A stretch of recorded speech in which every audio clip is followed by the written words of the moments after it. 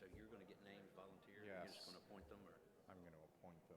Okay. I'm just going to say I'm going to appoint them. Okay. Good morning, everybody. I'm calling the Fall 2019 meeting of the Board of Governors to order. Welcome to San Francisco. The first item of business is, are there any people attending their first Board of Governors meeting? I see several, I think, that haven't been at Board of Governors meetings before. Please come to the microphone and introduce yourself, name and district number. Yep.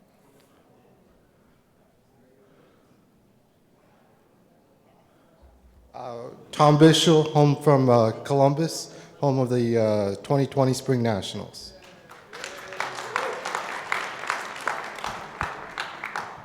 Yeah, I'm Charles Burns. I'm from District 20. I'm taking the place of Richard Carl. Okay, thank you very much.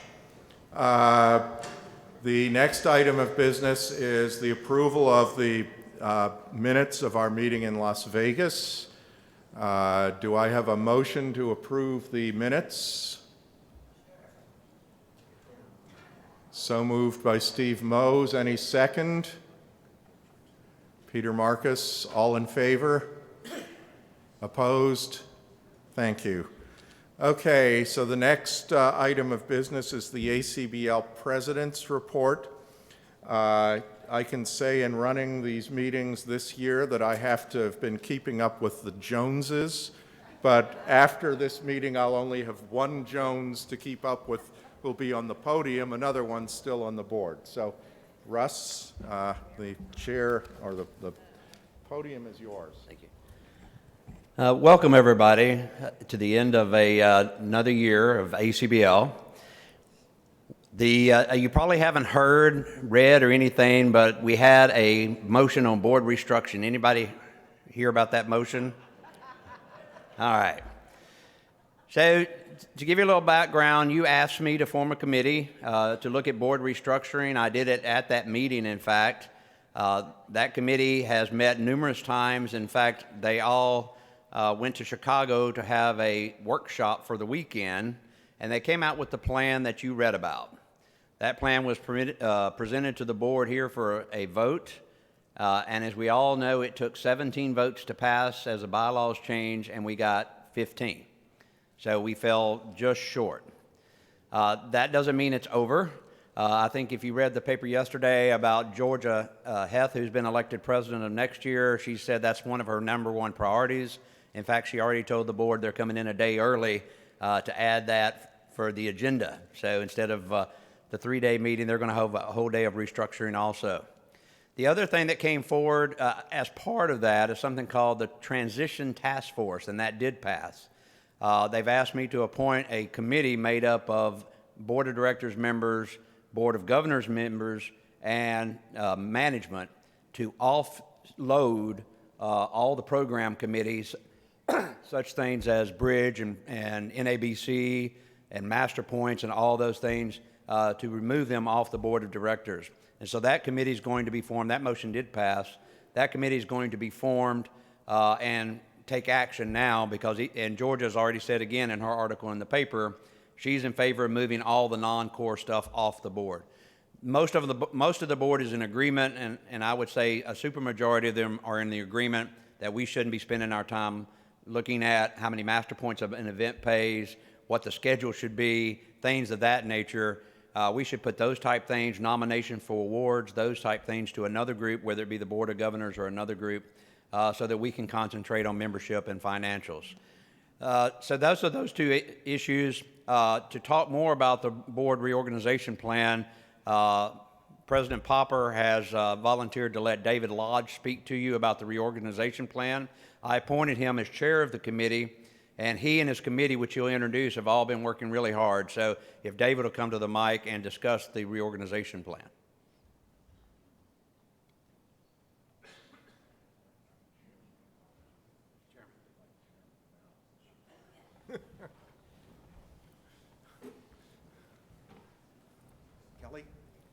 Were you able to find the map?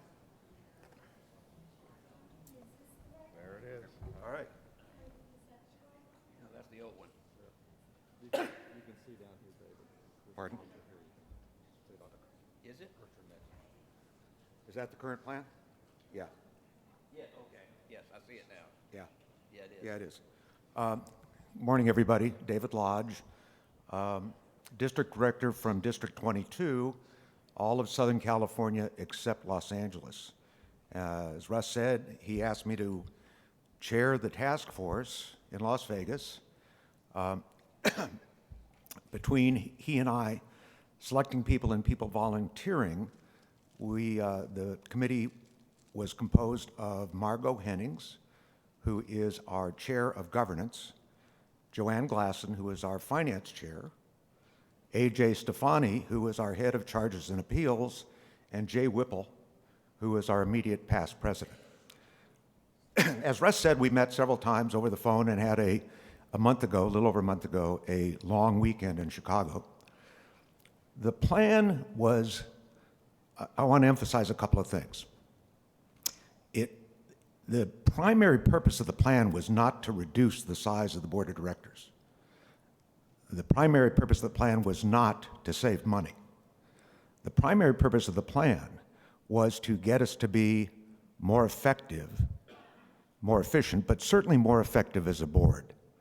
We've been justifiably criticized over the last several years by not doing the quality of work that I believe we should have been doing. Those of us on the committee believe that if we can offload, transition the non-core activities to others, that the board could be more efficient. Secondarily, once you do that, it becomes obvious that you don't need 25 people. So we had to look at a way to figure out the most likely way to succeed passing a plan, and prior attempts that had it done based on, we'll call it a skill level set, irrespective of geography, looked to be a non-starter for a lot of people.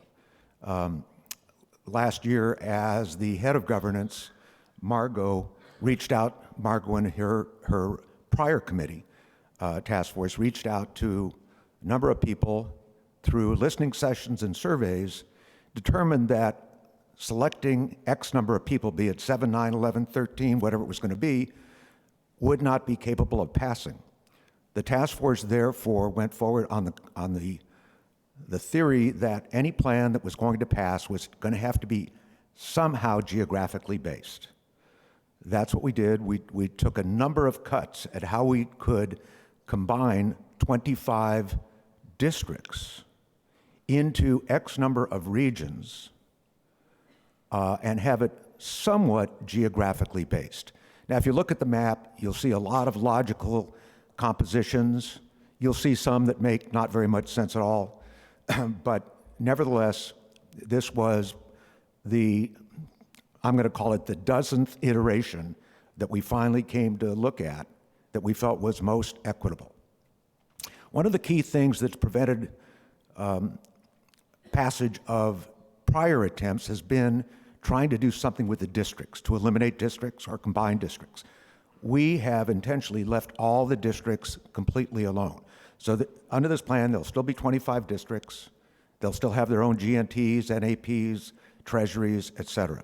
So the purpose of the combination is strictly to figure out a way that we can then choose people from those geographical areas to sit on the new board of directors. The plan called for elections as soon as a director was coming up for a new term that would trigger the election process. And let's assume that you have A and B. A's term, because we all serve 3-year terms, A's term was not scheduled to end until the end of 2021. But A and B are combined into a district, and A's term is expiring at the end of 20. Well, if A is intended to run again, or even if he or she is not, the fact that A's term expiring in 20 would cause an election to take place in 20. The person B, whose term didn't expire until 21, would then be at his or her option in that election process. If that person elected not to be in the election process, they still get to serve out their term and remain on the board.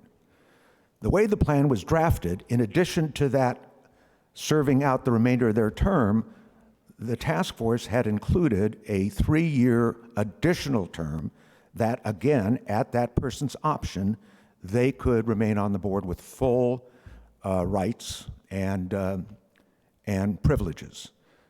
In our meeting, that 3-year extension, which actually affected 17 out of the 25 people, it did not extend to any of the 5 new directors that are beginning their term in 5 weeks, or any of the 3 existing directors whose term is beginning anew in 5 weeks.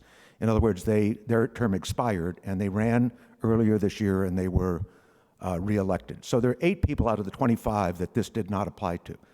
Out of the 17 people, those 17 people, if they either ran for the position of district director and lost, or they elected not to run, could have at their option an additional 3 years beyond the extension of the normal term. An amendment was offered in our meeting. It was not accepted as a friendly amendment, so it was voted upon, and I believe it passed 17-8 to eliminate that 3-year additional period. So that feature that was originally in the plan is now gone. The only other thing is that the plan calls for rotating elections. The first year, would it have passed, had it passed, we would have had elections for 6 regions in 2020, 4 regions in 2021, 3 in 2022, and then to balance it out, one of the regions that had their election in 2020 had agreed that they were only going to serve a 2-year term, and after 2 years they would drop down to that lower group. So from that point on, the election process would be 5, 4, and 4. I think that's pretty much explains it.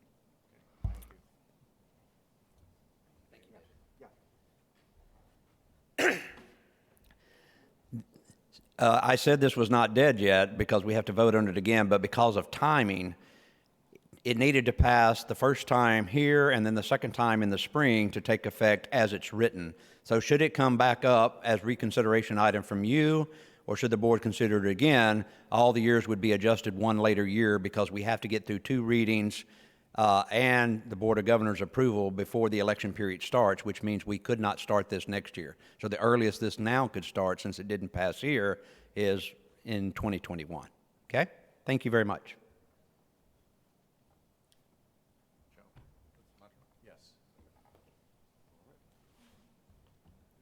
Good morning. All right, thank you, Kelly. This is the Executive Director report.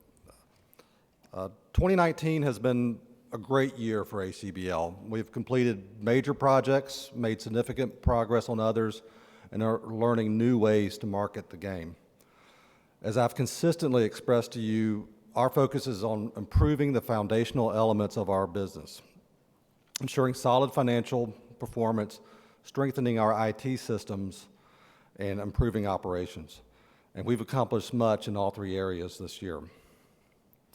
I'm very fortunate to have a hardworking team who, as you'll see, continues to deliver results. The foundational work we're doing now is essential if we're going to move this organization forward and meet the expectations of our many stakeholders.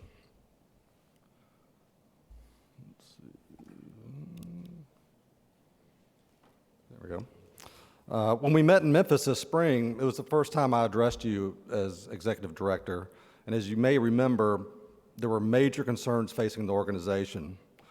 The league had just sustained a $2 million loss, and at that time I assured you management would be focused on finances, making sure losses do not continue, and ensuring long-term financial stability. For 2019, we're expecting a gain of $1.5 million, a $3.5 million turnaround. And unlike 2018, in 2019, there will be no significant non-operational losses, and operating expenses will be at $850,000 lower. For 2020, despite the more modest NABC schedule, we are budgeting a positive bottom line while at the same time increasing our investments in marketing and technology, two areas which we must continue to improve if we're going to grow Bridge and support our members. Also in Memphis, I promised a more structured approach to IT projects, performing due diligence and projecting realistic costs. Our IT department is delivering. We are on schedule with Live for Clubs, the AS400 platform retirement, and the data cleanup effort. There are no unplanned extra costs.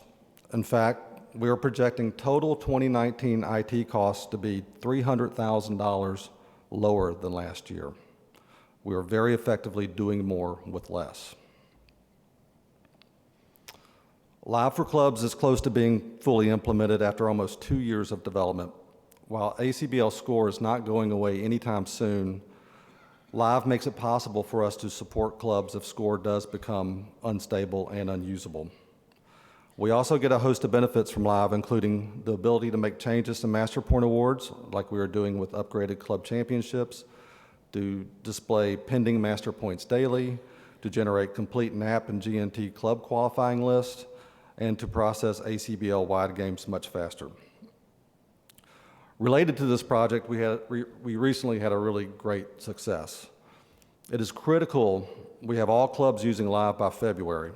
And at the end of September, only about 40% of clubs had tried the new method of reporting their games. We knew we would not be able to meet the deadline if we did not speed up the process of converting clubs to Live. The project team created a plan to address the potential crisis.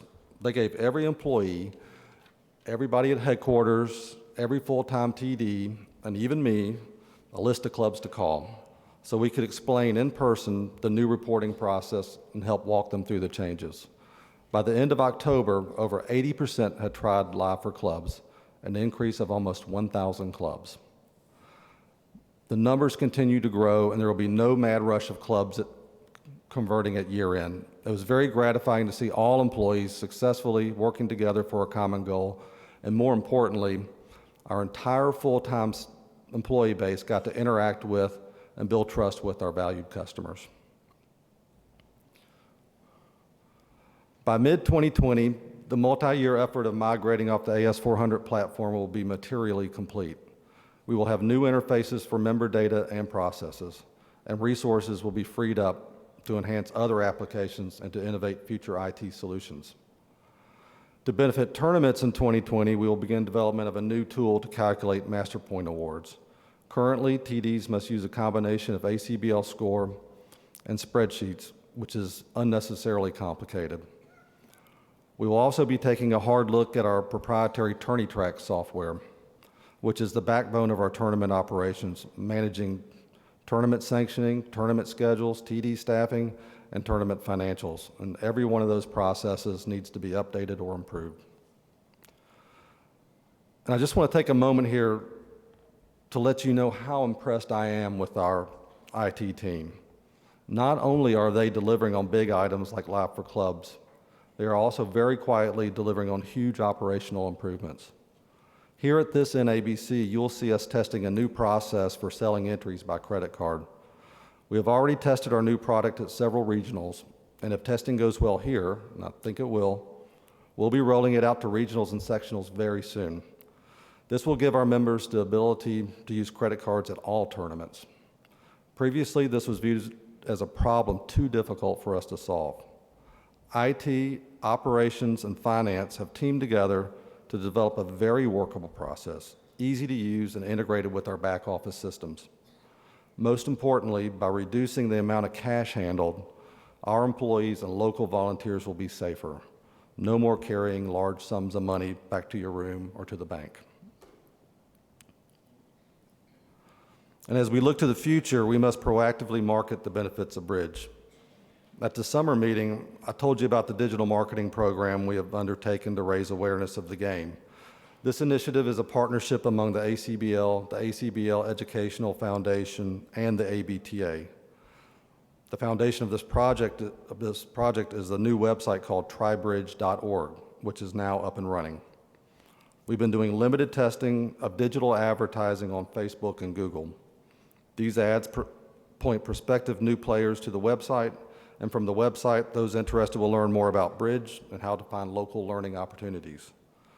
Once ad testing is completed at the end of 2019, we will begin expanding the program, reaching thousands of prospective new bridge players. In 2020, we'll begin offering a free introductory membership, giving recruiters an easy way to introduce prospective new members to ACBL. And once we know who these prospects are, we can help nurture them, using marketing to incentivize them to continue learning and playing. If these prospects convert to full ACBL members, the recruiters will get incentive payments. And speaking of incentives, we've completed implementation of the new member incentive program, which we've been working on all year.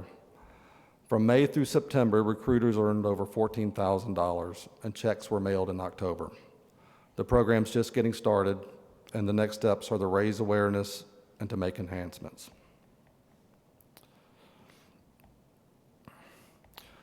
With the momentum we're building this year, we'll hit the ground running in 2020, and I hope you can see how proud I am of what we've accomplished, and even more so, how proud I am of my team.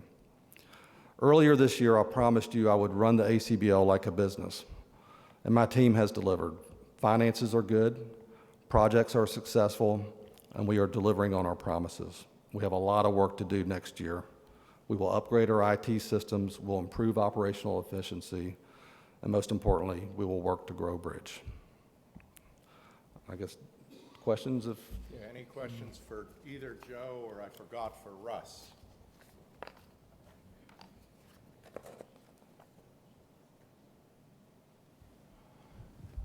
Thank you for the opportunity, Joe. This is Steve Mose, District 11. Two questions.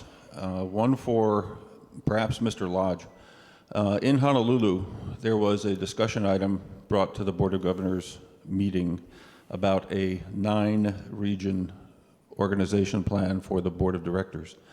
I have not heard that discussed as part of the governance task force prior, nor as part of the 6-person task force coming out of Chicago. So I'd like to understand whether or not there will be consideration to a smaller board based on a number that manages itself very well for fast interactions and for 3-year terms.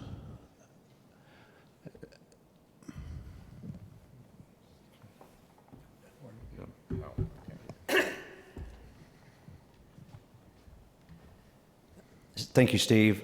Through discussions and straw polls among the 25, that failed to gain enough traction to get passage.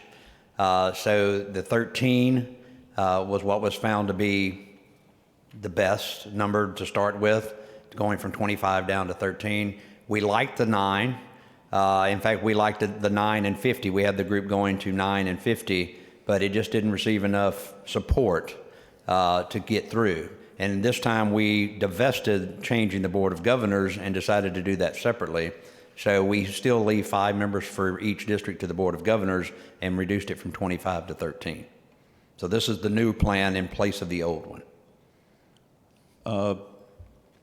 What I was referring to did not have anything to say about the proposal to resize the Board of Governors.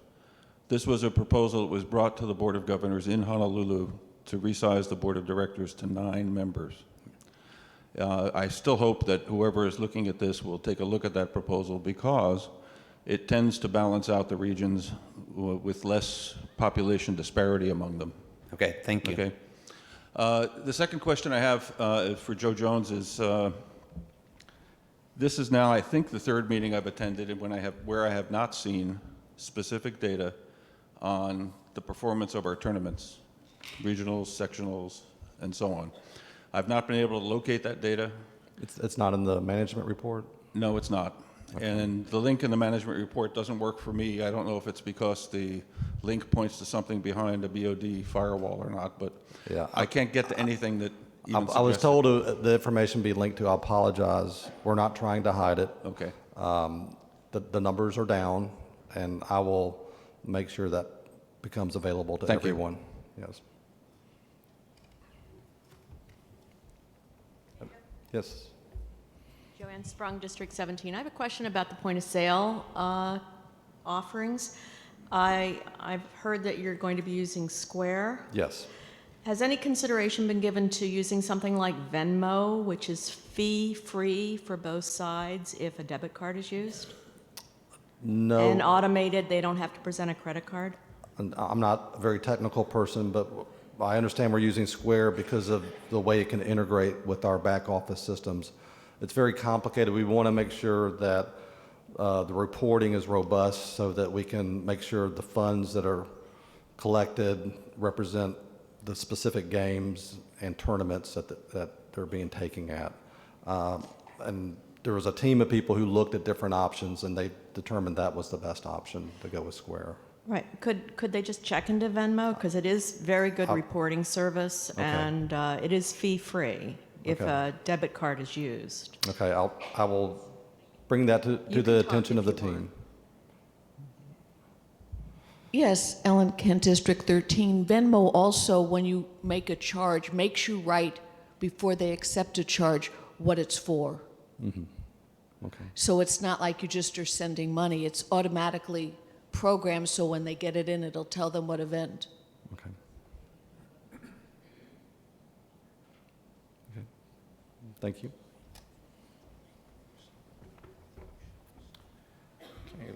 League Council report is next. I'm going to report that League Council has advised me we do have a quorum for this meeting. She'll have more substantive things to say than that.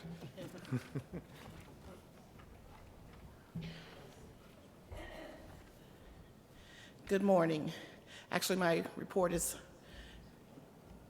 pretty short today, so that's a good thing. We only have one litigation in play. That's Peter Marcus et al. V. ACBL.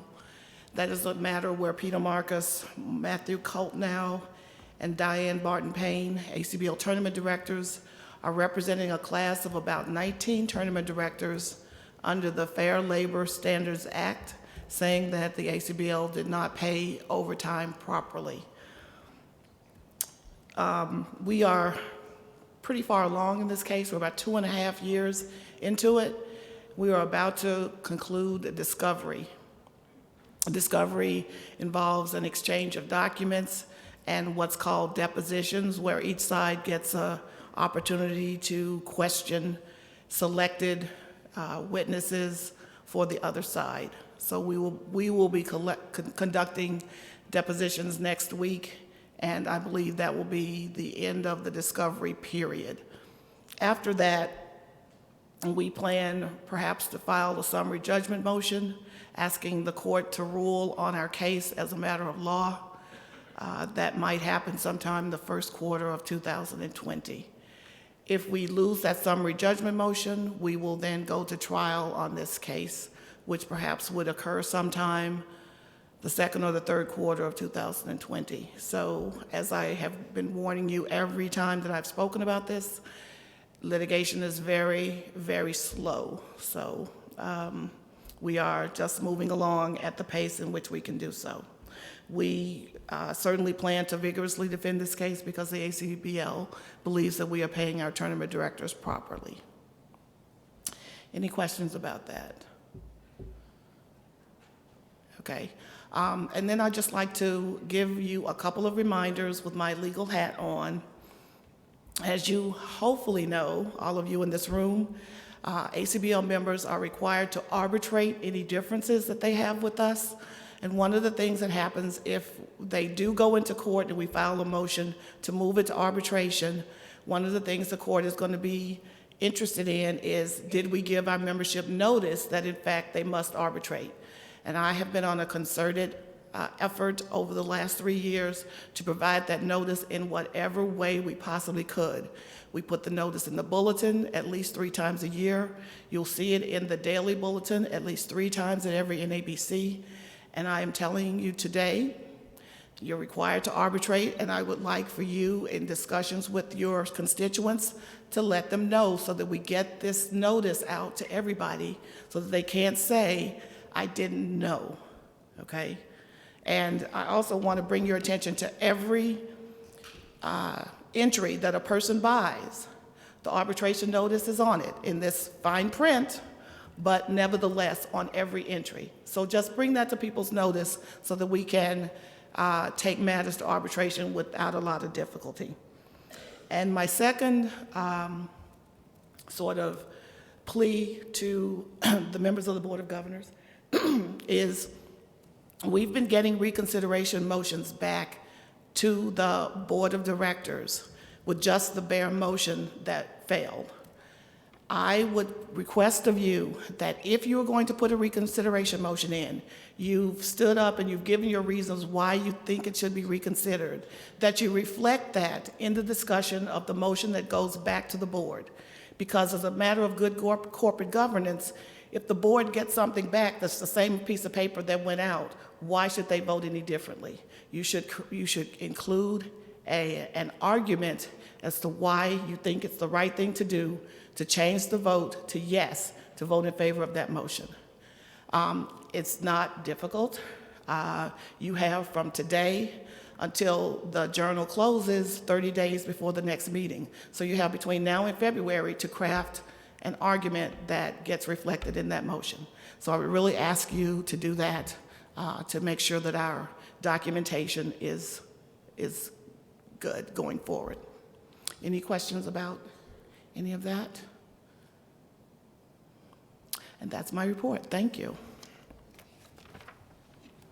And we'll have the treasurer's report in a moment. I am going to say that Linda and I disagree on Linda's last point. The bylaws do not require us to state a reason for a reconsideration action. However, I would certainly ask the motion makers to give me that so that we can put it in, but it is not required. Okay, Peyton is going to give us the treasurer's report, I believe.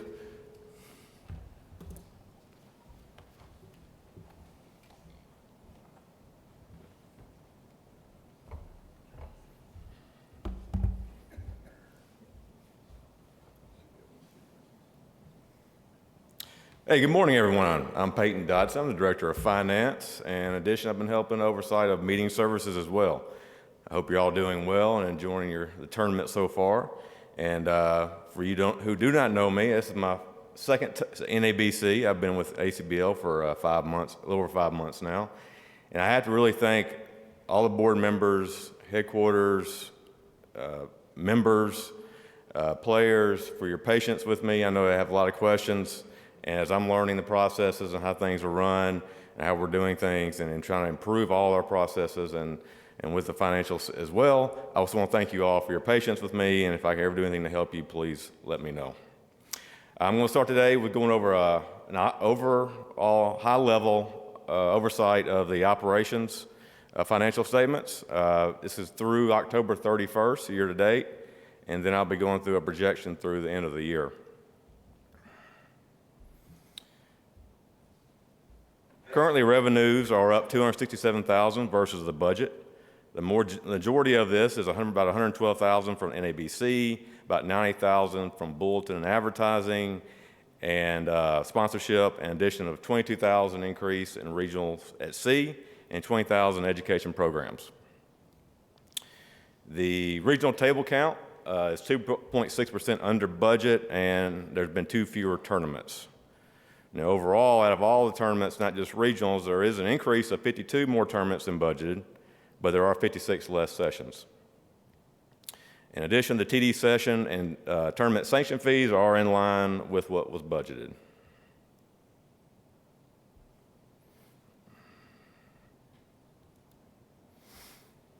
Expenses, we were $150,000 under budget through October 31st. This has contributed to lower IT costs of $207,000. Meeting services, though, were over budget by $113,000. This includes $44,000 in NABC Memphis expenses and $50,000 Las Vegas NABC expenses. In addition, field operations was $104,000 over budget.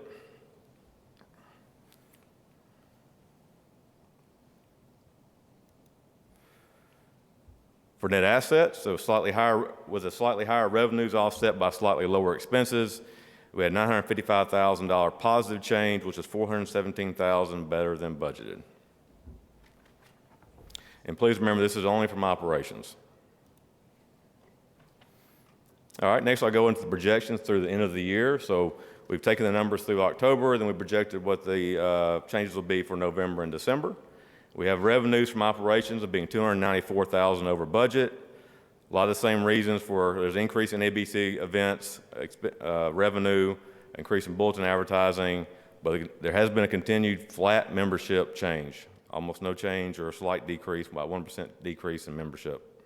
Revenue. Oh, I'm sorry about that, I was on the wrong slide. Okay.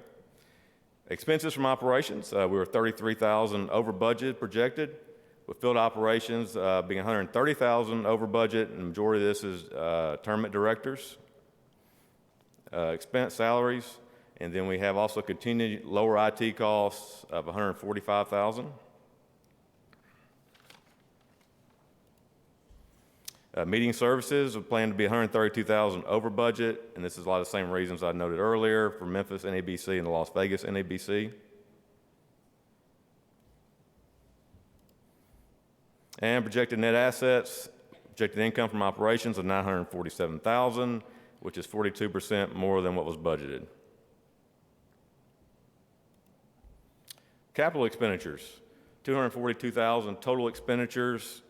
Plan for 2019, $6,000 has been spent for computer hardware, $73,000 for website costs, $89,000 for BridgeMate purchases, the units, $35,000 in data analysis software to be expended by the end of the year, $18,000 in attorney tracks improvements, and $10,000 more for new marketing email server.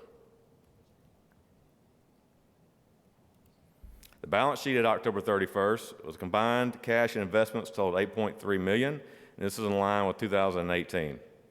And net assets increased will be $1.5 million since 12/31/2018. And that concludes my presentation. Does anybody have any questions?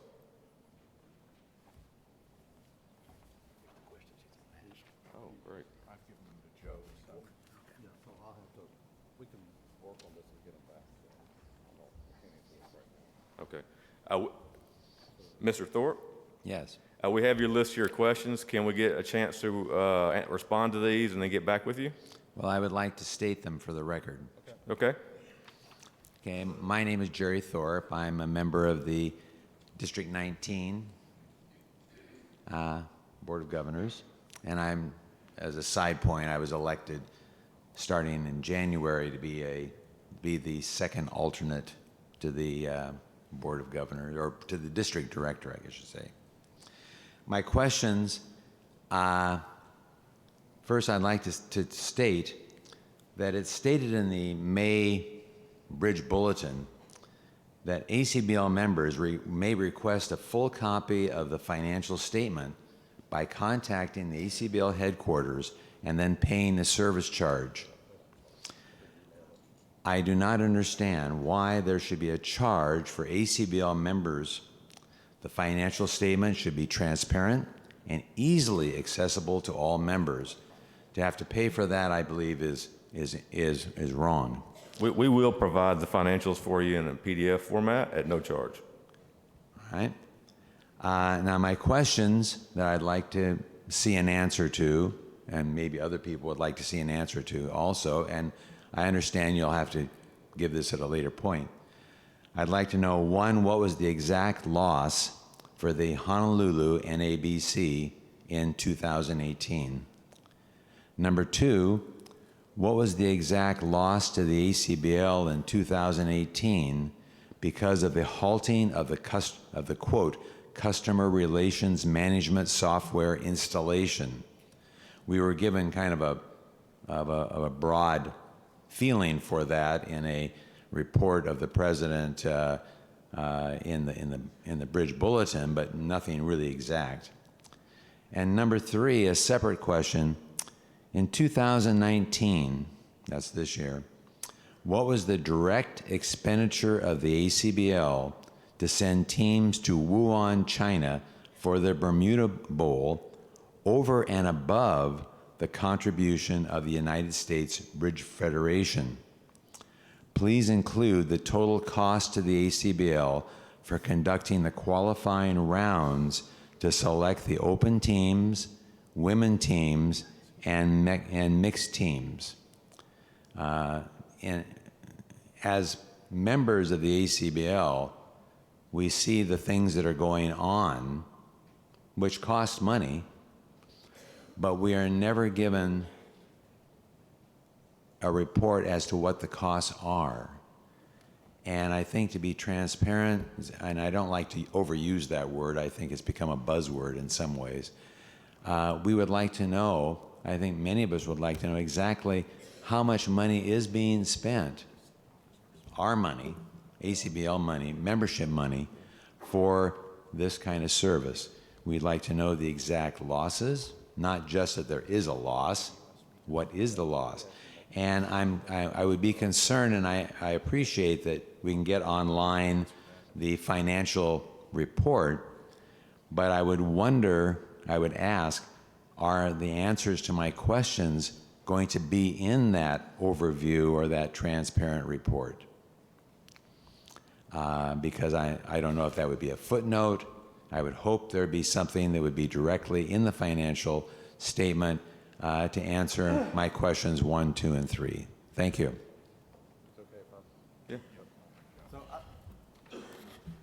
I just want to say, if you go to our website, there's a link to our audited financials and our tax return, the most recent ones available. So you don't even have to ask, you could just go there and click on it.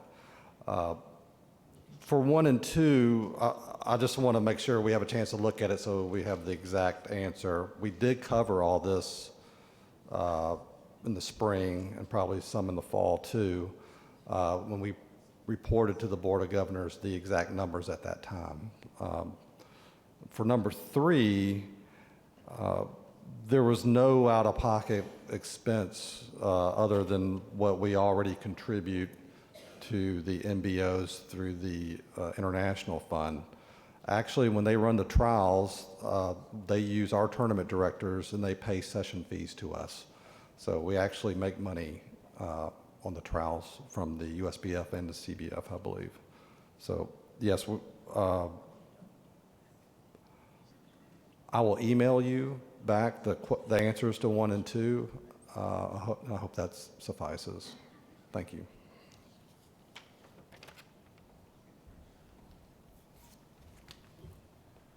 And if there are no other questions, we need to move this meeting along because I think we have a lot of motions. I'm going to go through the report on of what happened at the Board of Directors meeting now. The first umpteen pages, and the pages don't have numbers, relate to changes in the Code of Disciplinary Regulations. A.J. Stefani is the chair of that committee, and I'm going to ask him to give a 1-minute overview of that. It'll be easier than me trying to summarize it. So I'll talk from over here. I just have a few people behind me. Just as an overview real quickly, remember our CDR has about 29,500 words in it. For comparison purposes, the comparable Code of Disciplinary Regulation for FIFA, which is the International Federation for World Soccer, is only 11,000 words. So we're trying to reduce the number of words in our CDR to make it easier to understand and easier for our recorders and other officials to be able to apply. In that spirit, we've gone through and made a number of eliminations. There were 7 motions, essentially.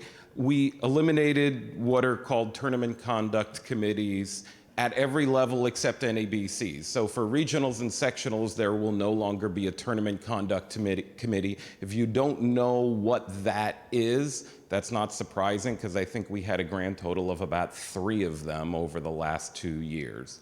But they are gone. In its place, the director in charge of each regional and sectional has the inherent discretion to toss someone out for the remainder of the tournament if they are misbehaving in a particularly egregious way. We eliminated the role of presenter in our disciplinary proceedings. We had an advocate, we had a presenter. It wasn't clear which was which or why we needed to, so we eliminated one. We eliminated what is called the direct complaint, which was kind of a backdoor way of bringing an action against an ACBL member. The great majority of disciplinary actions are initiated through a player memo, and they go through the recorder, and we're familiar with that process. There was this backdoor method, like I said, called the direct complaint, which eliminated the recorder entirely. We've eliminated the direct complaint.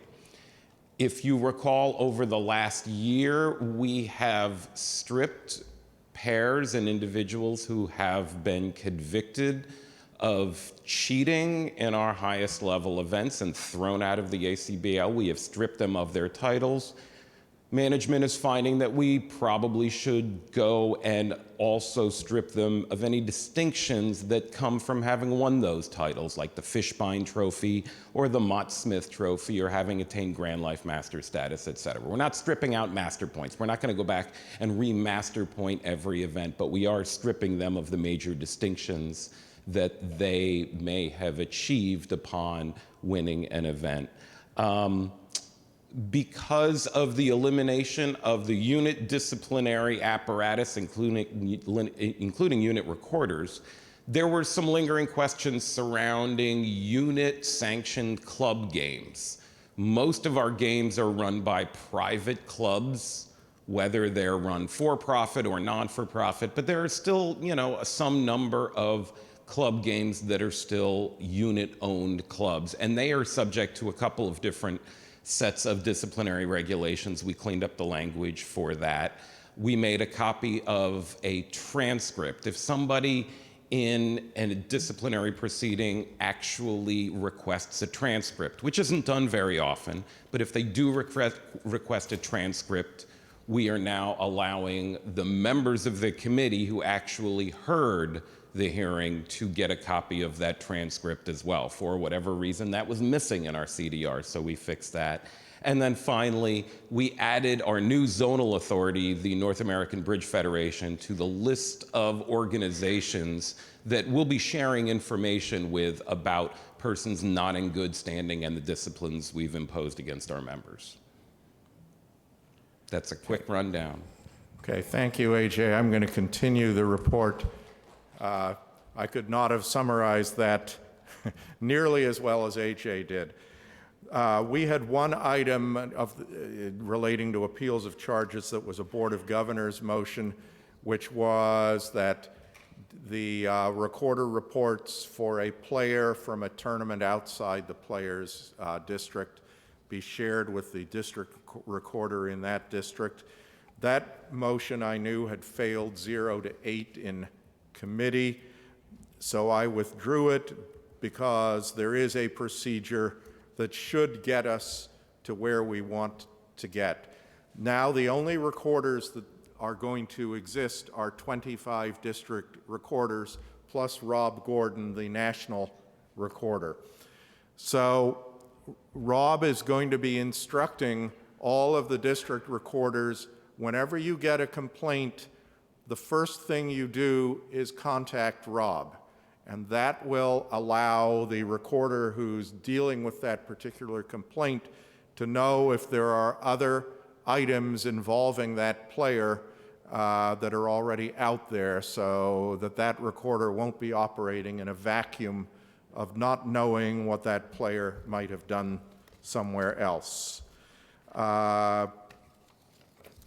The next item I'm going to is 193-20, which is senior players. It's probably about 10 or 15 pages. It's under Bridge Committee. Let Kelly catch up to it. This was the Board of Governors motion that senior, instead of having a phase-in of the new age for senior events, instead of having people basically drop off a cliff for senior events, that there be a phase-in.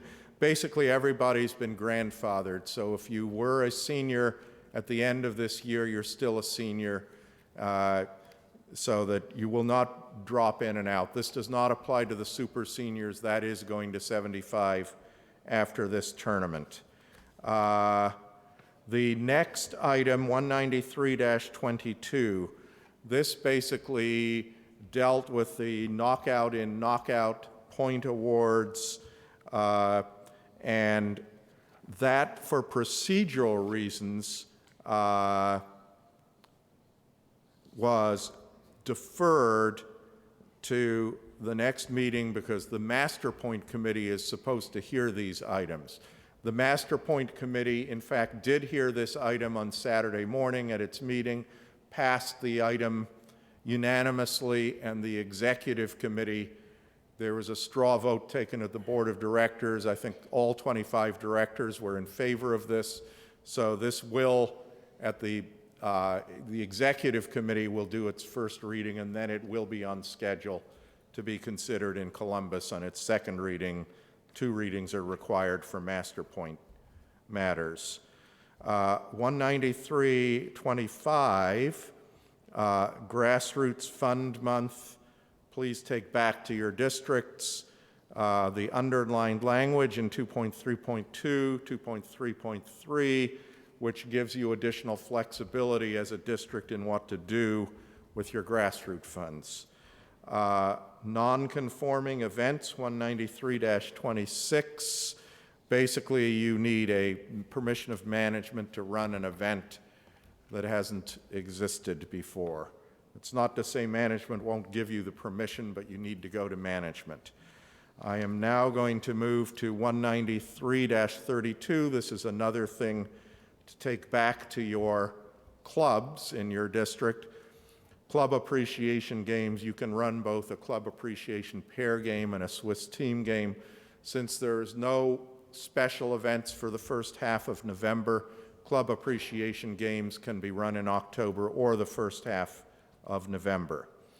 193-35, volunteer dinners at the NABCs are going away. We had one here in San Francisco. It was very nice, but instead of that money, the local committee will have discretion to use $7,500 for benefiting local volunteers, and it does not have to be a dinner.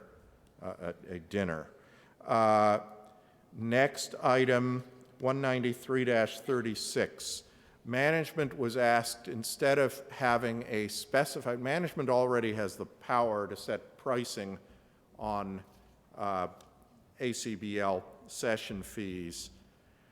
There was a request that the regional events at NABCs, there was a request of a range of between $16 and $22.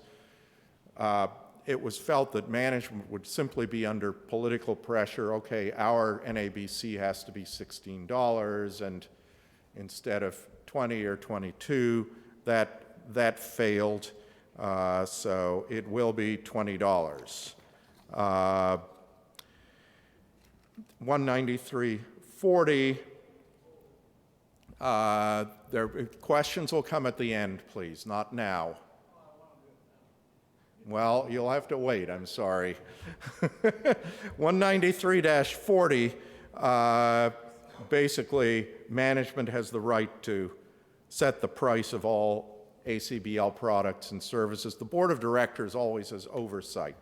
So if management decides that we're going to pay $100 a session at NABCs, presumably something will happen with the board of directors. Executive committee, this was a motion that we asked be reconsidered to allow the board to form the executive committee pretty much as it wished, instead of having to have it and to give the executive committee more authority to operate on behalf of the league, with the idea that if a board reform doesn't pass, that maybe the executive committee could operate in lieu of one or more board meetings per year. That failed by one vote again. The next item, these are mostly procedural items until we get to the biggie. I'm going all the way down to not quite the biggie yet. 193-50, unfair incentives. So there was a situation, I believe, in New England where a tournament was saying to members of a specific club in another unit, if you come and play in our unit sectional instead of playing in your club game, we'll give you $5 off your entry fee, or something like that. I don't know the specifics. In any case, that ended up not happening because I believe that Bob Bertoni quashed it before it got anywhere. But that has now been made. You cannot, as a unit, district, you cannot, a club can do anything it likes, but a unit or district cannot target a specific club or specific other unit with incentives.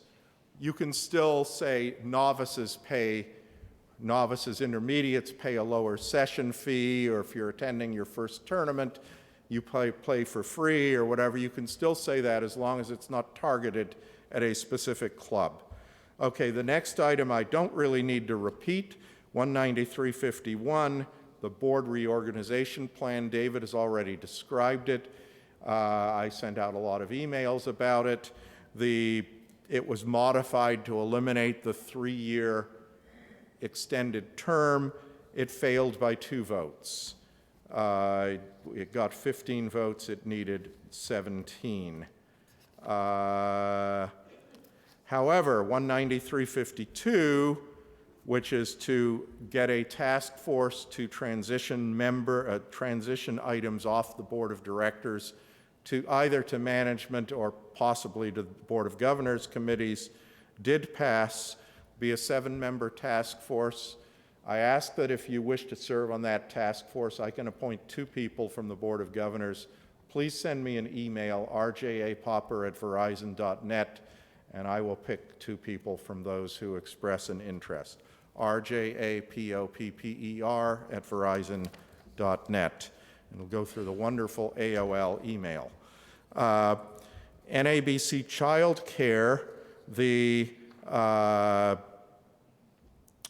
basically, management is not going to be responsible for child care at NABCs, but will solicit third-party providers to provide child care if they can find them. Finally, we had a motion from the Board of Governors for that all hand records used in NABC plus events running concurrently be the same across all events. That motion was defeated because of security reasons. Okay, if there are questions on my report, we'll do motions for reconsideration next. So if there are simply questions, we'll let the other gentleman who wanted to ask questions in the middle of my report go first if he wishes, and then we can hear from Mike.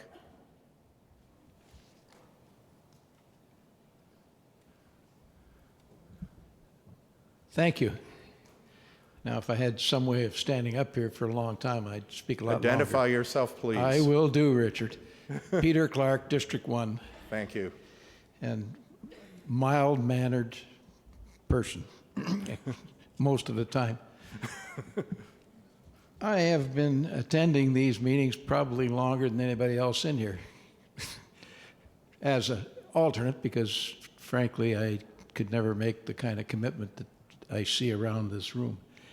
But I will tell you that it seems to me that the economics of 25% increase in fees for regional events has created some kind of tectonic shot in Canada for a lot of reasons, currency being one of them.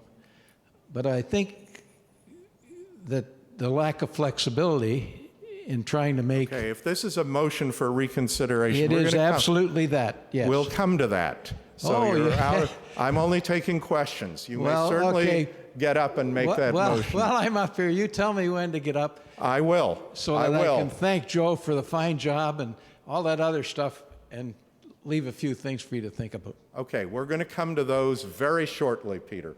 Okay, Mike. I'm Mike Castle from District 14, and I was a member of a task force to help create special events back after Sharon Anderson was made president. Margot and Georgia and Bonnie served on our task force. There was a second task force Bob Heller chaired.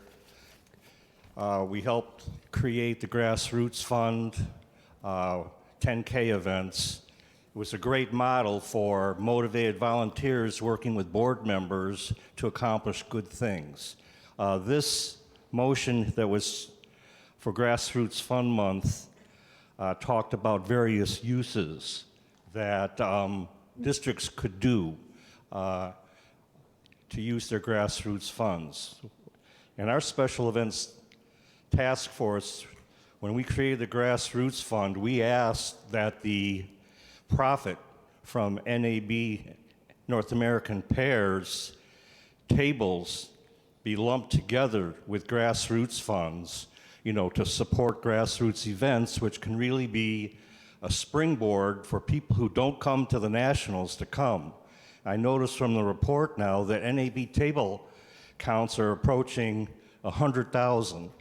That's $500,000 that comes into the coffers, and the cost for free entries for the 3 flights and the 3 pairs, it can't be as much as 200,000. The other thing is that the authorizing legislation, which I think was 11255, said that the grassroots funds were to be used for the special events. At no time have I ever seen anybody produce a document that identifies what districts are doing to use those grassroots funds. And our special events task force asked that there be some kind of a mechanism for resource sharing and the sharing of best practices so that other NAP and GNT coordinators around the country could learn from districts that are doing a great job. Like I heard that there's some districts now doing split sites for Flight C and increasing Flight C attendance. Okay. We can do better. I assume, Joe, that we probably need districts, if we're going to get such a report, districts would have to tell you. That's not available to headquarters. So, I mean, if people feel that should be done, you will need to ask, and I guess Joe could send an email, but please ask the districts to report that to headquarters if they're willing to do that, and then presumably management can produce such a report. But ACBL headquarters does not have that information. But the authorizing legislation says what they'll be used for, but nobody has ever determined what they're being used for. Okay, well, all right, well, we'll ask Joe, can you, or is that a management action item you can take? So we'll ask the districts to provide that information. Joe will.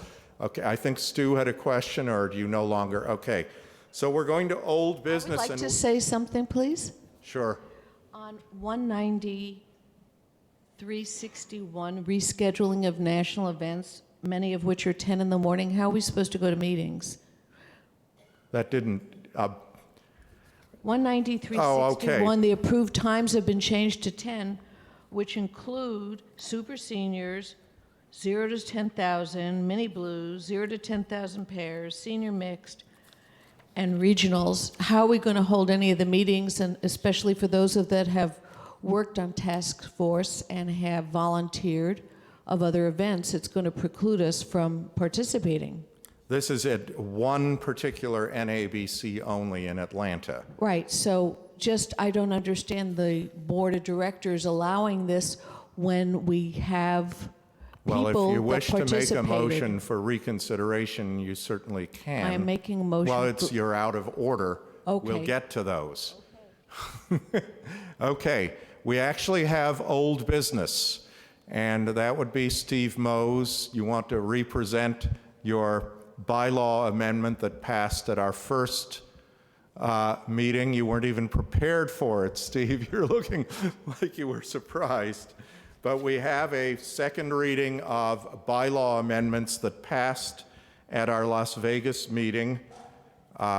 Basically, since Steve doesn't seem had forgotten he had this on his agenda today, this was sort of to redefine what the Board of Governors does, and that's to gather input from district members on issues and priorities facing the district and ACBL, and report findings from the Board of Governors meetings to district members, and then to perform other duties as may be specified in the bylaws and assigned by the Board of Directors. This passed. Does anybody wish to speak briefly to this motion? We need a 2/3 vote again to pass this, and then it'll go to the Board of Directors for its consideration as a bylaw amendment.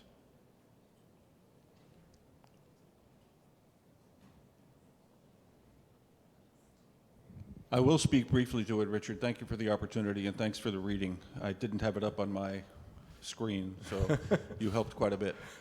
Basically, all this does is it takes the responsibility of the Board of Governors and adds the duty, the communication duty, that's already implied in our responsibility, and says that we ought to be out talking to people, finding out what needs are, and also reporting back to people about what we learn here. It's that simple, and I think it makes eminent sense for this body to be doing that work. Thank you. Okay. Are there any other people who wish to speak? If so, we need a 2/3 vote, so it's important if you are voting for the bylaws change, and only people who have green paddles may vote, please raise your green paddles, and a bunch of us will do a count and keep them up. 1, 2, 3, 4, 5, 6, 7, 8, 10. I get 33. Okay, those against? Well, that 33-4. 7 against. Motion passes, so that will be considered by the Board of Directors. Okay, now, and I'm sorry, motions for consideration were supposed to come first. So I know a bunch of you are ready, so now you may, well, you were in our question period, Ellen, but you may now make motions for reconsideration. Okay, you go first. Yours will be. We have lots of motions for reconsideration, I believe. Go ahead, Peter. Hopefully not. You know, I used to teach at university in accounting and economics, one of my earlier sins, and it always seems to me fairly straightforward that supply and demand, if the demand is at level X and you start to supply it at a higher price, you're not going to have the results you think you're going to get. Now, hopefully, Mr. Jones can tell me how much of an improvement the finances are by increasing 25% in regional event fees, because the grassroots that I'm hearing in respect to 2020 in Montreal is that volunteers are not volunteering because they're of price. Well, I don't know how price sensitive it is, I really don't. But I am very concerned that there's no flexibility for management in doing that. And All right. therefore, there was a motion put to the Finance Committee in October to provide some flexibility for management so that they could adjust those prices. Management's saying they don't want the responsibility. That was the response, essentially. But the concern still remains that if the local committee goes out and raises funds the district raises funds for a regional or for a nationals, there's no reason for the district to subsidize the ACBL. All right, we have so many items of business. And I'm going to you've ask been everyone. trying to stop me from minute one. You have, I believe, from the Finance Committee, a motion to allow management to consider local economics for regional and single session events entries for players. I think that intelligent pricing makes sense, and I'm raising the issue and asking for a vote on reconsideration. Of which item number? I'm sorry, just so Kelly can get it in. 36. Okay. All right, do we have a second to that motion? It's been seconded. Any further discussion on this particular motion? So this would require, basically, would require management of some flexibility in session fees for regional events at NABCs. If there's no further discussion, could all of you who wish to have management reconsider this item, please raise your green paddles. 1, 2, 3, 4, 5, 6, 7, 8, 9, 10, 11, 12, 13, 14, 15, 16, 17, 18, 19, 20, 21. I'm getting all against, please.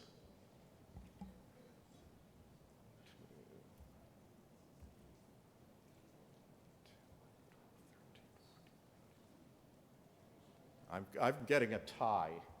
I get 23 this time. You get 23 against? Those against, raise your paddles again.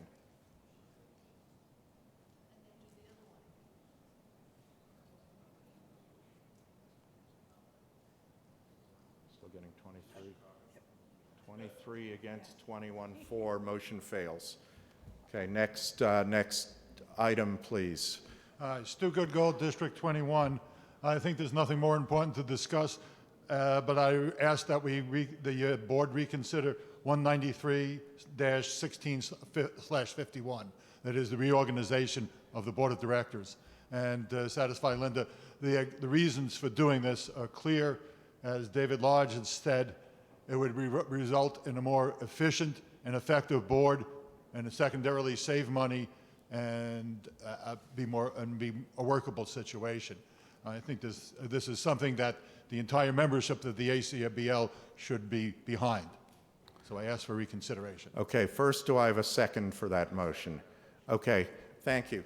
Now, what I will need, normally when an item for reconsideration comes up, other than to deal with, just obvious errors in the language, I don't have a lot of flexibility. It has to be voted on as considered by the board originally. In this case, because it has dates in it that, as explained by David Lodge, are now obsolete, I will take a vote on this, but I will need the consent of the Board of Governors to allow the Board of Directors to make modifications to deal with many technical issues that will have to be corrected, and possibly also to make other changes just so it'll pass this time.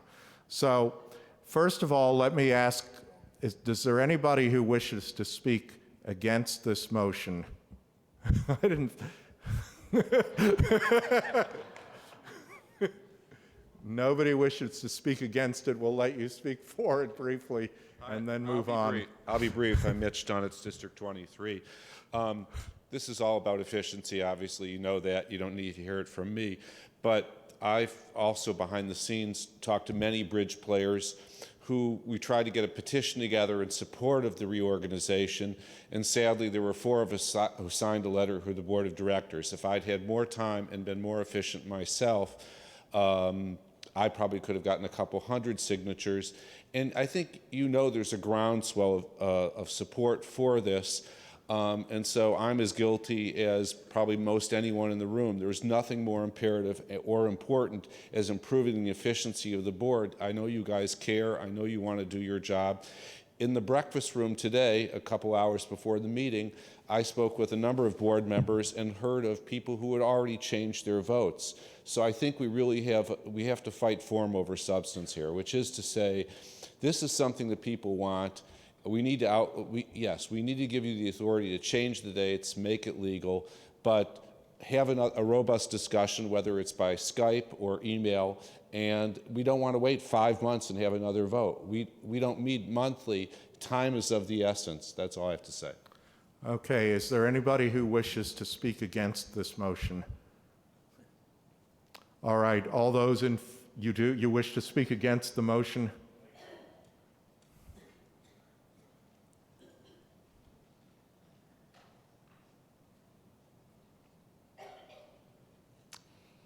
Mike Castle again. I perfectly understand everything that's going on in terms of wanting a board that can adequately address the core issues and not get bogged down in so many of the other things. I do not understand why conglomerating certain districts into RR zones or whatever is going to solve that issue. The issue is finding the right people with the right skills. And Lord knows we've got tons of really intelligent people in this league.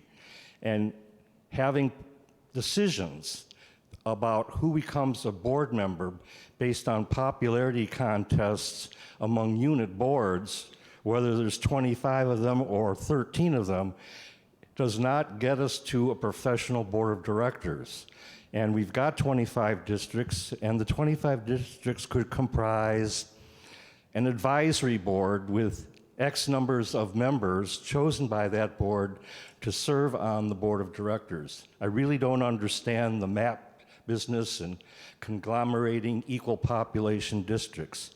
There's no guarantee that folks that we elect from 13 RR zones are going to be able to get the job done. Okay, I'm going to comment on that. I don't think there's anybody who thinks this is a perfect plan, but politically, it's something that has a chance to pass. Are there any other people who wish to speak for or against this motion? Because we have many other items to move on to. Okay, raise your green paddles if you wish to have the reorganization motion reconsidered. Let me just take the againsts. This is pretty. No, not on a reconsideration item. We'll talk about the amendment. Why would we need 2/3? We're not proposing the bylaw change. We're asking to reconsider. Well, Linda wonders whether it takes 2/3. We'll see if we have 2/3. I don't think it requires that. So everybody raise your green paddles if you're in favor of this. We'll have a count.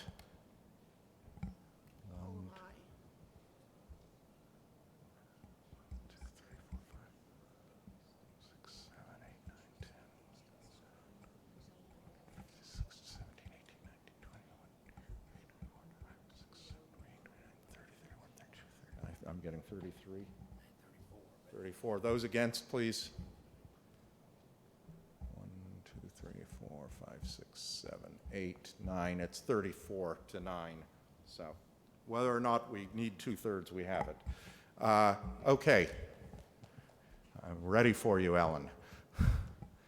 Well, being I started to articulate this earlier, I want to make a motion to reconsider 19361, which is having selected NABC events in Atlanta be at 10 a.m. And the gist of it is this will preclude Board of Governors attendance and diminish us because of some of the events. And it'll do for volunteers because I do volunteering during the week and all the meetings are in the morning. And even though I understand that some people want to make it easier for locals to attend, it's very difficult for people who are trying to give voluntary service. I lecture, I do things, and I just think that this is self-serving for the district rather than for the whole of the ACBL and the events people want to participate in. So I'd like them to reconsider 19361. Okay, does anybody else wish to speak? Do we have a second? Okay, we have a second. Anybody wish to speak for or against this motion?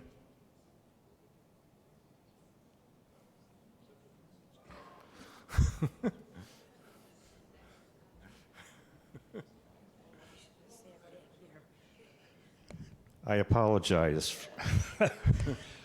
One of the great things that came out of Bob Heller's task force to create 10K events offered the possibility that if an NABC Plus event starts on a particular day, let's say the Spin Gold, why can't the Mini Spin Gold start on the second day?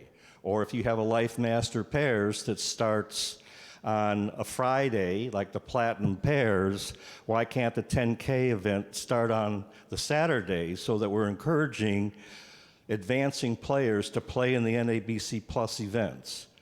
So this proposal basically puts limited events on a completely different timetable than the NABC Plus events. You know, one of the reasons the schedule this week really sucks is that if you want to play in an NABC 10K event that starts tomorrow, you don't get to play in the Blue Ribbon Pairs.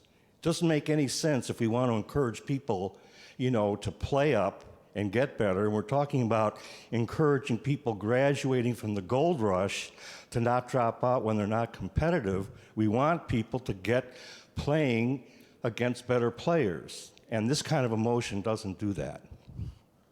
Okay, anybody else on this motion, because we still have many items to go through? I am the aforementioned Bob Heller. And I was on the board of directors when this motion originally passed in Atlanta. And I lived in Atlanta. And the data from the last Atlanta National NABC, which had those early starts, completely flies in the face of what Atlanta wishes to do this next time. Attendance was down over 1,000 tables with that early starting time from the previous time. The data show that the 0 to 10K, the mini blues and events like that did not draw local people. And so the data show that, that this is just not something that is going to generate local attendance for those events. Whether or not it generates attendance for regional events is anyone's guess. I don't know. I did not examine that data. But I can promise you that there were exceedingly poor turnouts for the elevated events with the early starting times last time. Okay. Anybody against this motion? All right. What I'm going to ask, by the way, is all of the motion makers for reconsideration who were successful, although I don't believe the bylaws require this, please send to Barbara Doran or to me a summary of the reasons for reconsideration. We'll put them in our meeting notes. Okay, all in favor of reconsideration of the item allowing Atlanta to have special starting times for certain events, please raise your green paddles.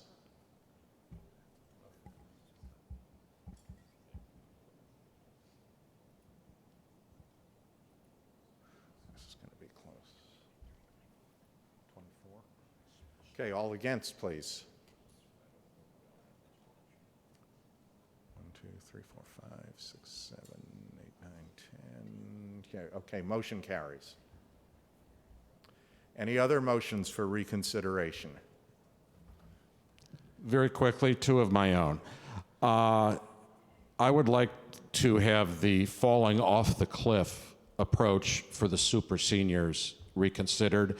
I fail to understand the logic, which is just not logic, of allowing the stepping stone approach of the senior events, easing in the increasing of age, but yet the super seniors, this tournament, you're a super senior, guess what, next tournament, you're not, and you're not for maybe the next 3 or 4. Okay. That to me just makes zero sense. That was an sense. item that was passed in Las Vegas, so I think it's too late for reconsideration. You would need to make this as a motion under new business, which All right. we're about to come to, but we'll I'm sorry, I thought you reported it here. Okay. No, it was just the reconsideration motion was made at the last meeting and was accepted. Okay, I'm sorry, I was for- asleep okay. then. Okay. All right. My other reconsideration motion is that the board reconsider it, and I think you said this failed by one vote. I would like to see the board reconsider the structuring of the executive That committee. was already a motion for reconsideration Okay. last time. We can't keep beating a dead horse, unfortunately. The executive committee was a reconsideration? Yes. Never mind. Peter, you have a motion for reconsideration? Okay, go Peter ahead. Marcus, District 25. I believe it was 193-26, this non-conforming event motion. Is that the right number? I believe so, but we can double check it. If I honestly don't even intellectually comprehend this concept. And the example that my wife gave was, you're driving down the highway and the speed limit posted is 55, and you're driving 54, and an officer pulls you over and you say, what did I do wrong? And the officer says, yes, I know that the legislature voted the speed limit 55, but the real intent was for it to be 50. So we've decided that you can't drive 54 even though it says 55. If something is legal, if something is permissible, it's permissible. The board can decide to make it impermissible. If something isn't mentioned, it isn't mentioned. The idea that you have to get pre-approval for something which the law allows, I don't even understand. And I don't really want to hear, well, that would never happen. If it would never happen, we don't need the motion. If something is legal and people feel it shouldn't be, the board considers it and rejects it. Whatever this was in New England at this unit about giving preference to clubs, it was apparently legal. They did it. The board said this is wrong. They voted it out. No problem. But if something is permissible under rules, the concept that, yes, it's legal, but management has the right to say no anyway, simply because nobody else has done it before, I'm sorry, I don't even comprehend that, let alone think that that could be reasonable. So I would like that to be reconsidered. Okay, is there a second to this motion? Yes, there is a second. Does anybody wish to speak for or against reconsideration of 193-26?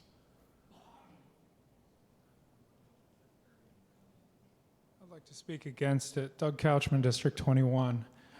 Two things. First, the argument that it's not legal fails because this allows it to be legal. This is a way for management to make decisions.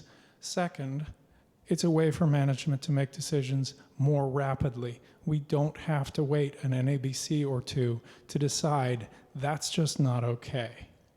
Now, we do have to trust management to some extent to make the right decisions. Maybe you don't. Maybe you do.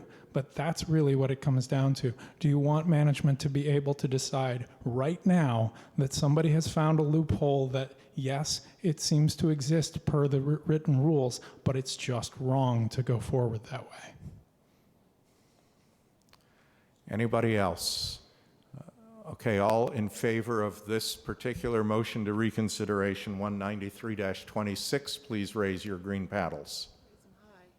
And raise them high. 1, 2, 3, 4, 5, 6. All opposed. Motion for reconsideration fails. Okay, we are now going to move on to new business. And in your package, we're going to go to the printed items first.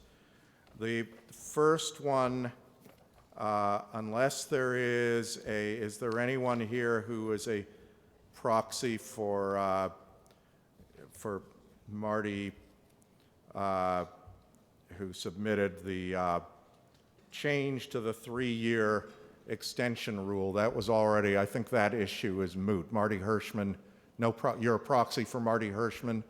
I believe this issue is moot. Okay, so we will skip over 193-01, simply withdraw it because the Board of Directors already did that. Okay, 193-02 and several from Steve. Steve, we're already at 11:30. I know they'll want us out at 11:45. So Okay, Richard, I just know appreciate they the time. They need to play bridge in this round. Instead of having a lengthy report from the Board of Governors, Teachers, and Club Managers Committee, we have these 4 motions. And these are all in support of the initiatives that are underway under the guidance of Joe Jones and the Liaison Committee and a number of other folks who are helping us attract new people to Bridge.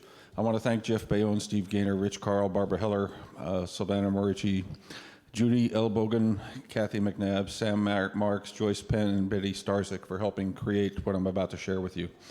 I want to recognize the fact that the ACBL has started an incentives program that looks robust, that we've got Club Live, and that we're working hard on TriBridge to make finding prospects possible. And the market focus on recruiting people through e-marketing is very important for us. So what we're going to talk about now are ways to amplify e-marketing. I'm going to take these in reverse order, by the way. So I'm going to start with 193.05. It will make more sense to you. If you know how tribridge.org works, people who are prospects will find tribridge.org, and if they are convinced, they will click on a link to find teachers near where they live. And we think that's a great start, but we think it's insufficient. We believe that we also need to know what clubs have teaching programs and or rubber bridge programs and or offer services to new people that would be very attractive, and those need to be listed as well. So think of it as if you're going to Amazon.com and you want to buy a detergent and you're told, go call Procter & Gamble, how you would feel. You wouldn't be very happy. You'd really want to see the final product or the final service, and that's what we want to try to get us to. So the first motion that we'll talk about is 193.05, and this is about unit and club teacher recommendations. Step number 1, the ACBL has 4 ways that they accredit teachers, and those teachers that are accredited show up on this website if those teachers apply for a space on the website. You have to register, essentially. I don't know what the practices are beyond Unit 124 and District 11, but I do know, for example, that my own district board representative, A.J. Stefani, is a teacher. He teaches many beginners. He has close to 200 students, and his name does not come up when you go to the website, nor do 13 of the 16 teachers we have that are teaching at the unit level, teaching OLLI classes and beginners, and we want to make that much more automatic. So the whole purpose of this motion is to enable teaching clubs and unit boards to recommend teachers who teach clubs at clubs or bridge centers to teach beginner bridge classes, and to record these recommendations for all members in good standing, and to list them as part of the tribridge.org website. We want to encourage such club and unit recommended teachers so that we engage their peers for best practices, for teaching materials, and for collaborative problem solving. So it will create a network of folks that will help. This goes beyond what we're doing today with the Ed Foundation and the ABTA, and we think it recognizes the fact that many more people are teaching, and we want to be able to engage them. Okay, any second to this motion? Thank you. Any discussion? All in favor, raise your green paddles. All against? Motion carries. This next one is a structural recommendation, and that's simply to enable the ACBL to designate teaching clubs and teaching centers. Which number now, Steve? This is 193.04. Okay. So the subject matter is to create a designation for sanctioned clubs that are teaching clubs and unit-owned facilities that are teaching centers. What's a unit-owned facility? It's a place where many clubs operate their club games, and it's a physical location where people can come and learn about bridge because there are unit volunteers working at that location. So this is simply, let's go do that. So the motion, to be very brief, is to designate teaching clubs and teaching centers. Teaching clubs and centers apply to the ACBL for the designation with a 1-year calendar showing classes, play, social and duplicate bridge offerings. So this would provide the information to the ACBL where these things are happening so that prospects will know where to go. Annual renewal requires updated information. Teachers, clubs, and centers are responsible for keeping their class offerings up to date and to display teaching clubs and teaching centers to new prospects in response to their search for how to learn bridge. So this is putting a bit more of Amazon.com into tribridge.org, and we think that's a good thing. The ACBL may limit the number of teaching clubs and centers based on their objective performance, teaching new students, attracting new players to Bridge, and helping create new ACBL members. Paid ACBL member creation and creation of new guest members are appropriate metrics for assigning these designations, and objective criteria shall be made known to teachers, clubs, and centers. Okay, a second to this motion. Thank you. Any discussion for or against? Yes, go ahead.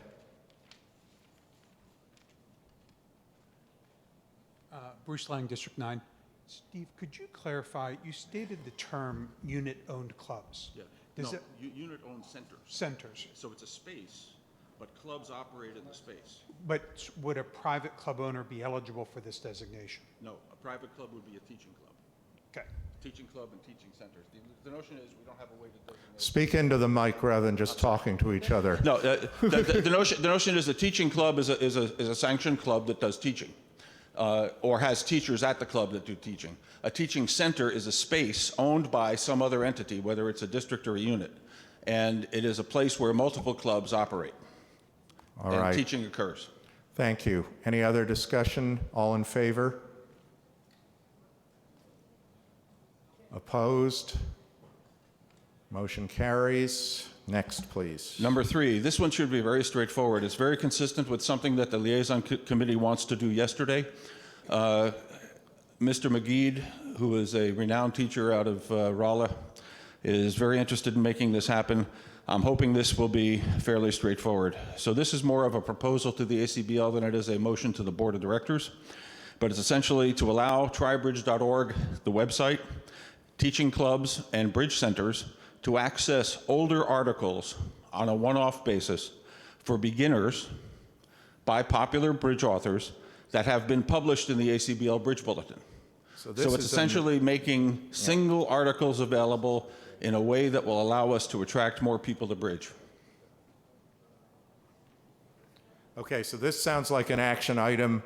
Joe is looking at it now. Do you want to go to the other one? And Joe will, I mean, if we don't even need a vote if Joe says he can do it. So if you can go to the other one while Joe is reading this one. Okay.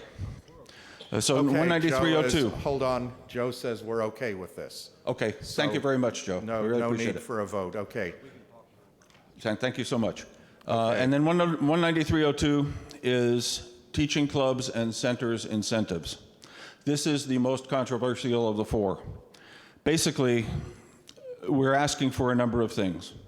In addition to the guest membership program, we would like the ACBL to consider offering a new player year-1 membership discount available only through teachers, teaching clubs, and teaching centers, and that be priced somewhere between $9.99 and $19.99.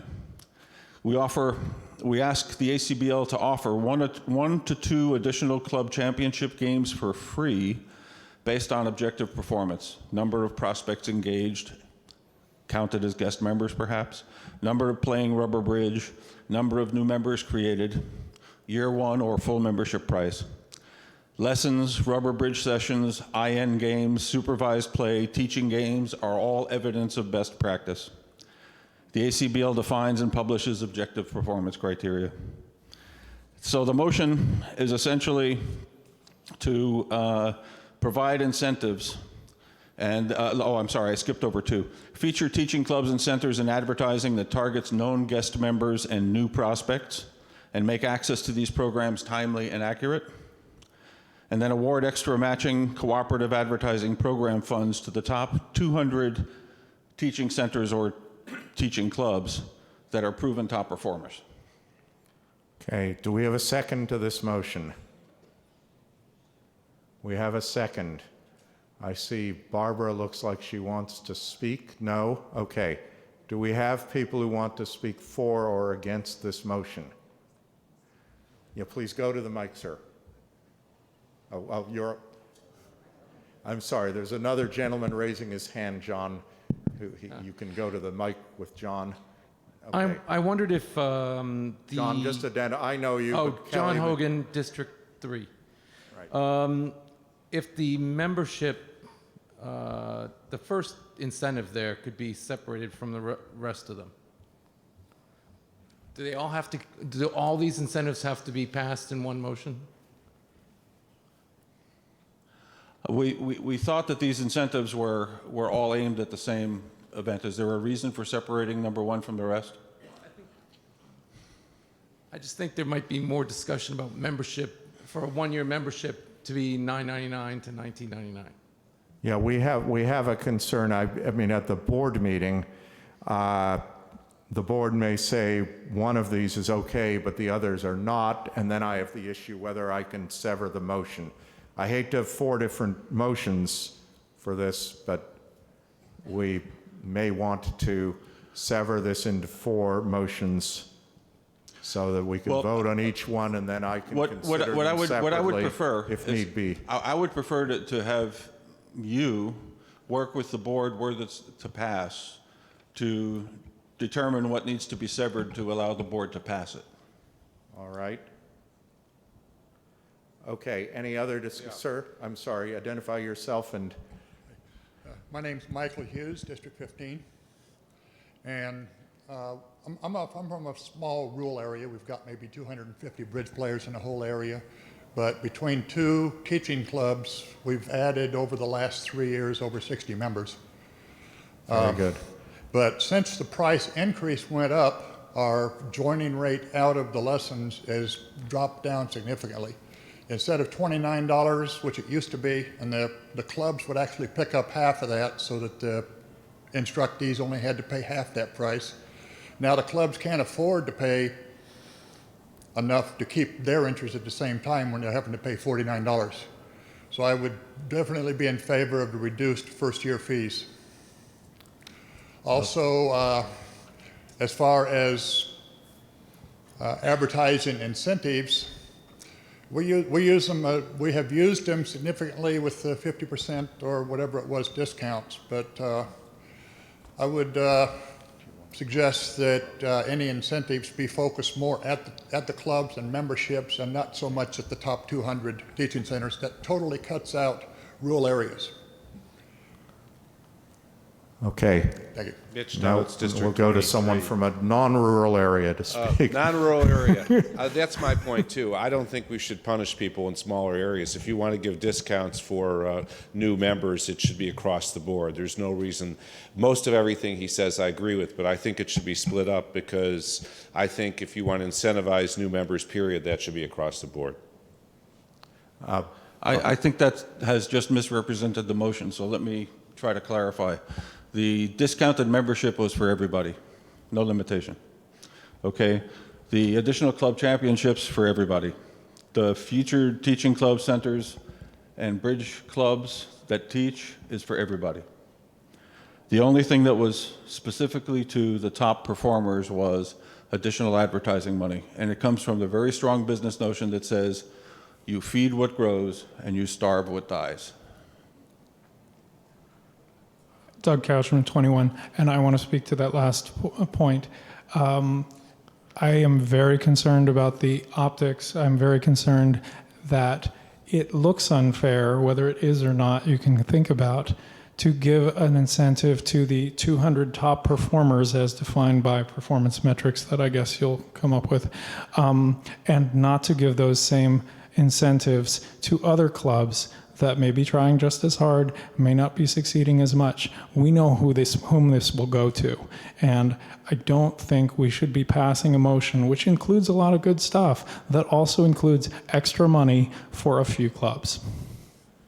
Okay, anybody else on this? Because we have several more, including those not yet in writing. Okay, all those in favor of Steve's motion 193-02, please raise your green paddles. 1, 2, 3, 4, 5, 6, 7, 8, 9, 10, 11, 12, 13, 14, 15, 16. Okay, all those against? 1, 2, 3, 4, 5, 6, 7, 8, 9, 10, 11, 12, 13, 14, 15. Motion fails. It's something like 16 to 22. Okay, Peter. While Peter's getting up, I have 2 things while he gets to the mic. I've been asked to appoint a committee of the Board of Governors to discuss reorganizing itself. I'm willing to do that. Send me an email if you're willing to serve on that committee. Okay, now go ahead. So I don't know if this is within the rules or not, but because of the time constraints, I will withdraw both of my motions if we can just simply reschedule them for Columbus. Yeah, you are permitted to withdraw. Okay, we had other people, thank you, we had other people who wanted to make motions, I believe. No? Okay, oh yes. Technical thing. I think you said earlier that you needed this body to give you the authority to make technical changes to the reconsideration of the reorganization. I move that this body grant this body's president the authority to make such technical changes as he believes are appropriate in the submission of the reorganization motion for reconsideration to account for the fact that it will be resubmitted in a later year. Okay, so I mean, it won't be me making but to allow the Board of Directors to make appropriate modifications, which may be a little more than technical, if it looks like it's needed in order to get it to pass. I accept that amendment. Okay, a second to that? All in favor, please? All opposed? Thank you. Okay, is there any other, I was also asked for an Ed Foundation report opportunity. If we can do it in a couple minutes, Barbara, that's great. Thank you. I was hoping Patty would be here to do this. She isn't here. I hope you read your bulletin today about the great work with the military. She did want me to tell you that lots of interest has been generated, that she's had over 40 different military come forth at this point. She's responded to all of them. Even Canada has stepped forth, and they're not all Army. So if you have a military base near you, please contact Patty nearest you. And the Educational Foundation is going great guns. So please, we've added a couple new trustees, and we're looking forward to you getting involved and be reading more about our organization. So I'm still a trustee. I haven't gone away, but I'm not president anymore. Thank you very much. If there is no other business, I'd like to recognize Sandy DiMartino. Linda, okay. Very quickly, I just want to remind you I'll be updating the Board of Governors forum list on the Bridge Winners website January 1st. My email is ljtrent1@gmail.com. If you can't get in and think you belong in on January 1st, please email me and we'll get it taken care of. Or email me if you've lost Linda's email address, and I'll forward it to her. Thank you. Morning. I'd like to move and second that all members who have achieved Life Master status be designated as Life Masters. I would also like to move that the Board of Governors extend their sincere thanks and appreciation to District 21, District Director Jackie Zayak, Tournament Chair Jim Luker, and all of their units and volunteers. We also wish to thank the San Francisco Marriott Marquis for its fine service and cooperation. Now remember, every day is Goodwill Day, and you can be competitive, but still be friendly, caring, and ethical. Thank you so much. Good luck, and have a wonderful day. I don't know if we need a second to Sandy's motion, but I assume we'll have some carried unanimously. Okay, we will look forward to our next meeting in Columbus. So the meeting is adjourned.